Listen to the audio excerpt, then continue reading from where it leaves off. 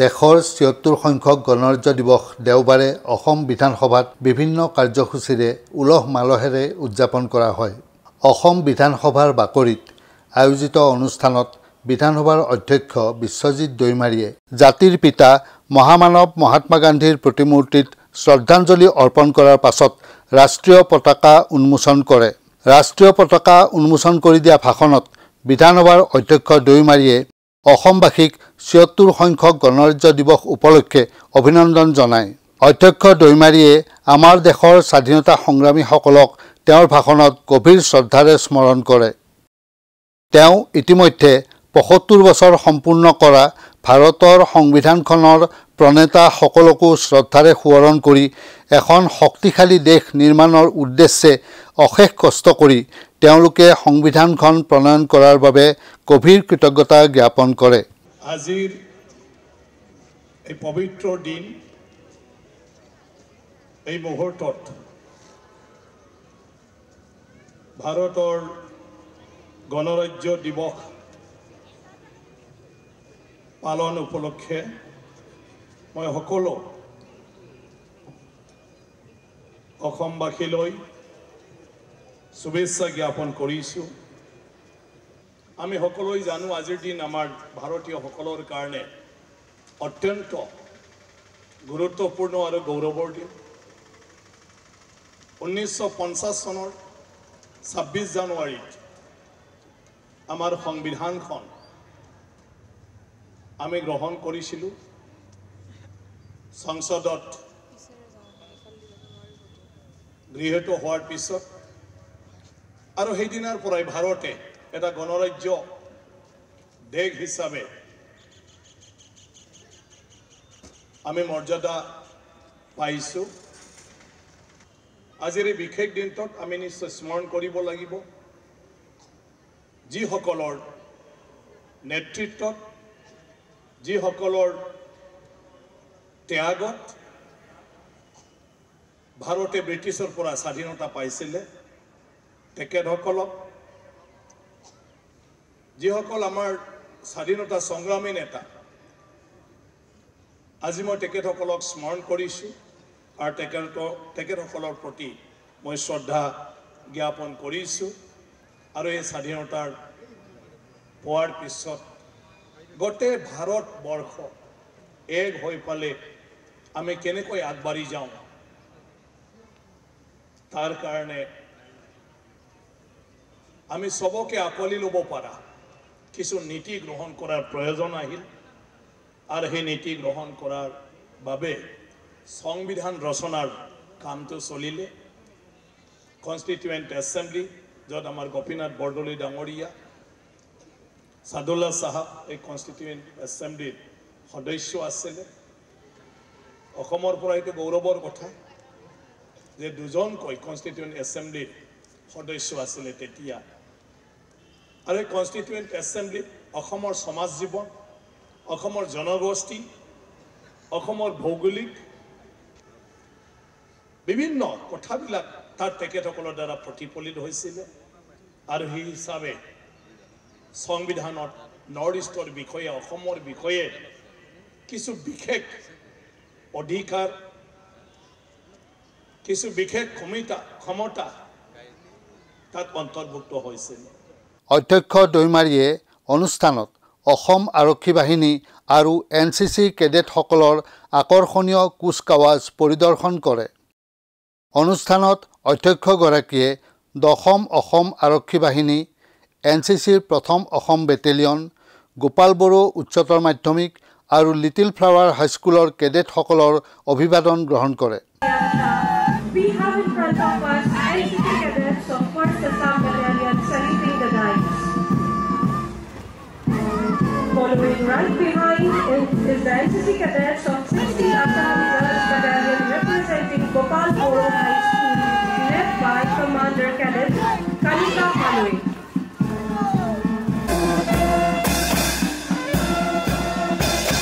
বিধানসভাৰ অধ্যক্ষ দৈমাৰীয়ে পাছত ALA লাইভৰ আগত দেশৰ ৭৬ সংখ্যক গণৰাজ্য দিৱস উপলক্ষে অভিনন্দন জ্ঞাপন কৰি এইদৰে কয়।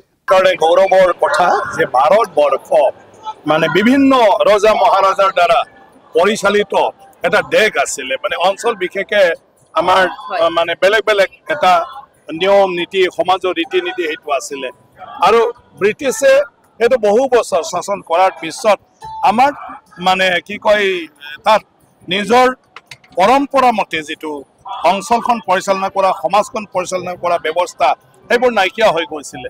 ইয়াৰ পিছত সকলোৱে মিলি মহাত্মা গান্ধীৰ নেতৃত্বত শেষত স্বাধীনতা পাবলৈ সক্ষম হ'ল ভাৰতীয় আন্দোলনৰ দ্বাৰা।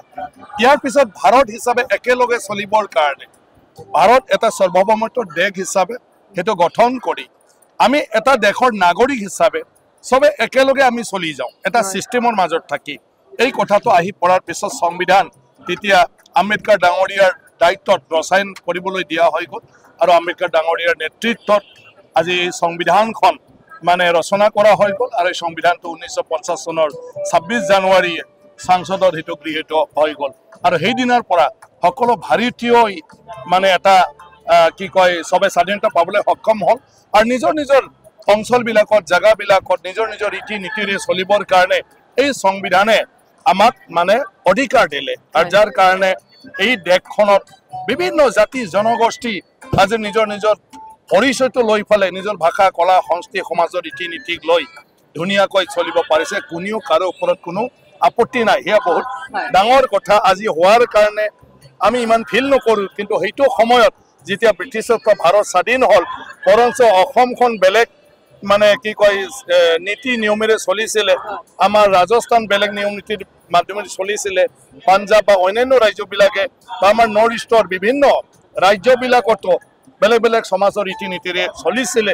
তো স্বাধীন হোৱাৰ পিছত কোনে চলিব, কাৰণ ৰজা মহাৰজাৰ দিনটো নাইকিয়া হয় আৰু শেষত আমাৰ পূৰ্বপুৰুষসকলে যিসকলে স্বাধীনতা সংগ্ৰাম নেতৃত্ব দিছিলে তেওঁলোকে এইটো অনুভৱ কৰিলে যে আমি সবে এক হৈ বৰ্তমান নতুন নিয়মেৰে আমি এই দেশখন চলাই লৈ যোৱাটো উচিত আৰু তাতে সবে ভাৰতীয় হিচাপে আমি এটা পৰিয়াল হিচাপে থাকিব লাগে আৰু সেই হিচাপে এই সংবিধানখন ৰচনা কৰাৰ পিছত আচৰিত ধৰণৰ যে ভাৰতবৰ্ষৰ প্ৰত্যেকটা চুকে কোণে বসবাস কৰি থকা আৰু সেই অঞ্চলৰ ভৌগোলিক স্থিতি সেইবিলাক লৈ ফালে সবকে সামৰি কিছুমান ইয়াত মানে সবটোৰ অধিকাৰটো সাব্যস্ত কৰিবৰ কাৰণে আৰু প্ৰত্যেকটা ক্ষেত্ৰতে ন্যায় দিব পৰাকৈ এই সংবিধানখন ৰচনা কৰি ওলালে আৰু যাৰ দ্বাৰা আমি আজি ধুনীয়াকৈ চলি আছো।